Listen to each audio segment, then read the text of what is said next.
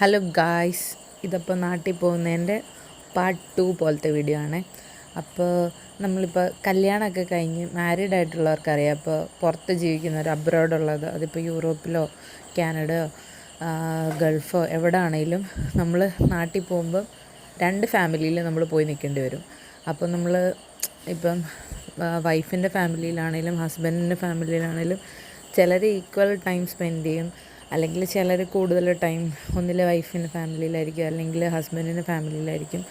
അപ്പോൾ അത് തന്നെ നമുക്ക് കുറച്ച് ദിവസം വെച്ചേ കിട്ടുള്ളൂ. അപ്പം നമ്മുടെ പേരൻസിൻ്റെ കൂടെ നിൽക്കാൻ നമുക്ക് ടൈം കുറവായിട്ട് ഏത് പാർട്ട്ണറാണെങ്കിലും അവർക്ക് തോന്നുമായിരിക്കും. അതേസമയം സിംഗിൾ ലൈഫാണെങ്കിൽ ഈ ഫുൾ ടൈം നമുക്ക് നമ്മുടെ വീട്ടിൽ തന്നെ നിൽക്കാൻ പറ്റും.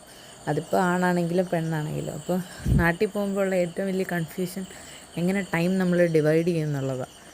അങ്ങനെ ഇത്തവണത്തെ ഞങ്ങൾ നേരെ പോയത് എൻ്റെ വീട്ടിലേക്കാണ്.